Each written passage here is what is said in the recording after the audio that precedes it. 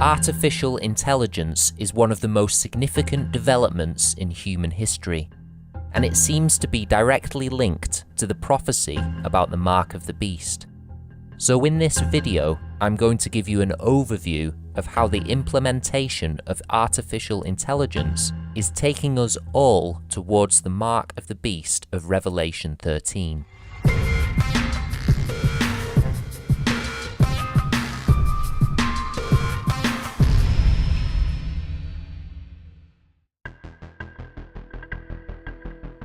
Brother Jack here. What is happening in the world at the moment is hard to exaggerate.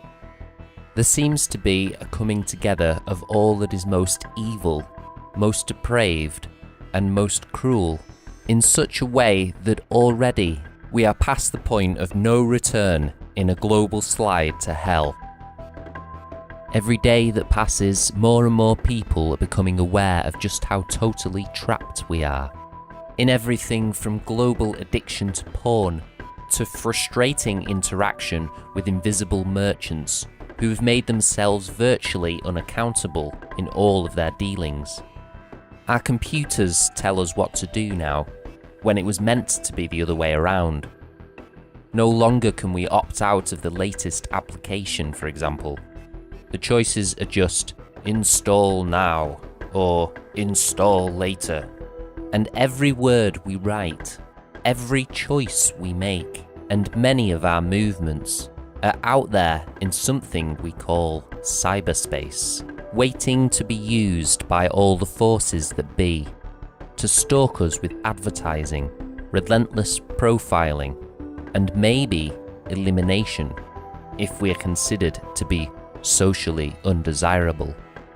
There is something that could not be better described than a world wide web, spinning its sticky strands around each of us until we are so tightly enmeshed that we could never escape. For some, this is only a growing nuisance at the moment, but for the world as a whole, it is a growing threat of global domination by forces that are so pandemic that it is hard to locate any single human entity that is behind it all. What is happening is becoming more spiritual than political. Propaganda is taking on more of a godlike posture, with such things as the I Am campaign for artificial intelligence. In a clever palindrome, the computers themselves speak to us, using an ancient title for the God of the Old Testament, saying, I am AI. AI is an abbreviation for artificial intelligence, and I want to go through what this means here very briefly, just to give you some idea of what I'm talking about. Computers all over the world are becoming more and more sophisticated. You can ask almost any question of your laptop at the moment, and your own little computer will come up with an answer, often in less than a second. What is the shortest chess game ever won by a grandmaster? How much is Kenneth Copeland's net worth? When were matches first used? What are the health benefits of eating garlic? These are inanimate machines doing our thinking for us at lightning speed. They spit out information faster than ever imaginable 50 years ago, and we love it. But these same programs that enable your computer to almost instantly scour trillions of bits of information contained on the internet are also able to maintain files on every person on the planet. Detailed and complex files. Cameras in department stores scan you as you shop. Did you turn your head and look twice at that suit? Don't be surprised if you find an ad for it popping up on your laptop. Because a computer program identified your face, linked it to your Facebook account, and then triggered the store's computerized advertising account to make that ad pop up on your computer. That, as I understand it, is a fairly simple form of artificial intelligence. As the programs get more and more complex, human intervention is being eliminated more and more, The programmers themselves can walk away and the program will continue to operate unassisted.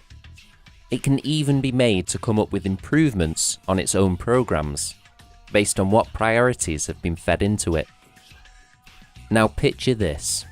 A country devises a program which uses literally millions of CCTV cameras and sound recording devices, along with facial recognition technology, to track every member of the population, storing information on everything they do and say. That same program is able to sort all of that information and come up with a figure which represents the desirability of each individual in relation to the values that are also part of the program.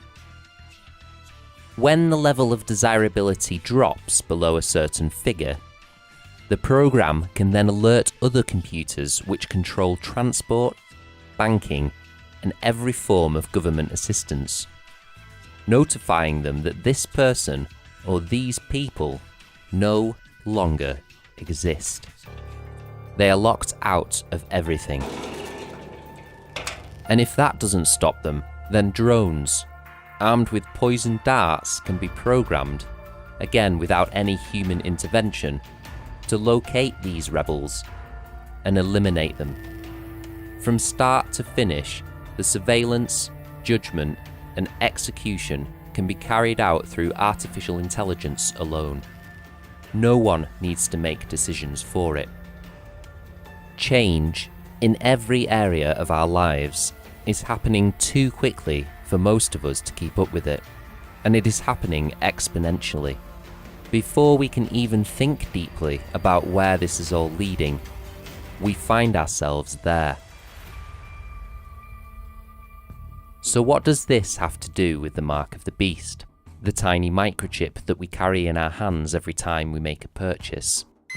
These microchips, billions of them, feed information to the godlike computers of artificial intelligence that circle the globe. National boundaries are virtually non-existent in cyberspace, and so the entire human race is being sucked into this apparent conspiracy, a conspiracy of which we have all, just through our indifference, become a part. Nowhere is there anyone who's prepared to stand up to such demonic forces. It is beyond our control, and so most people just stick their heads in the sand and hope it'll go away.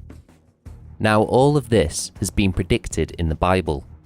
Much has been said about the mark itself, which is where you and I, the masses of the world, interface with the dark forces of the universe. But there is a verse in the revelation of Jesus Christ, immediately before the 3 verses that describe the mark of the beast, which may be referring to the I am of artificial intelligence. Listen to it from the 13th chapter of the Revelation, verse 15.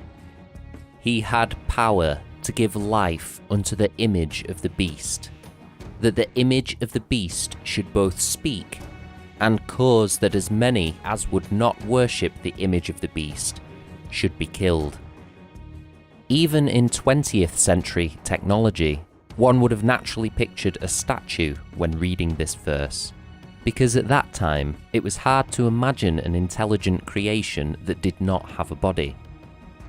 But today, in the 21st century, we're becoming accustomed to talk about artificial intelligence. We don't see it, but we do see the results of that intelligence. And the potential for that intelligence to actually kill someone is becoming less and less fanciful. The image just sits there, inside computers, all over the world, out there in cyberspace, causing all sorts of things to happen, but so far, not actually killing anyone. But it does speak, and it is demonstrating this ability every moment of every day, as it causes such things as advertising to bombard us without any human being needed to make the decision for it. The image, the great I am of artificial intelligence is steering us ever closer to whatever its chosen destiny is for the human race. And we march along obediently, unquestioningly, with our will to resist being sucked out of us with each step we take. Please, God, help us. Save us from this monster that we have created. Are you prepared to step outside of the Matrix?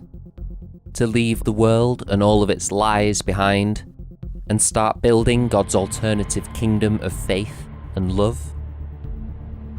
Remember, the symbol of this new kingdom is a cross. Cruel execution by a heartless system. But its ultimate victory is eternal when our Redeemer returns. Please contact us today at the address on the screen if you want to be a part of this new kingdom that Jesus preached.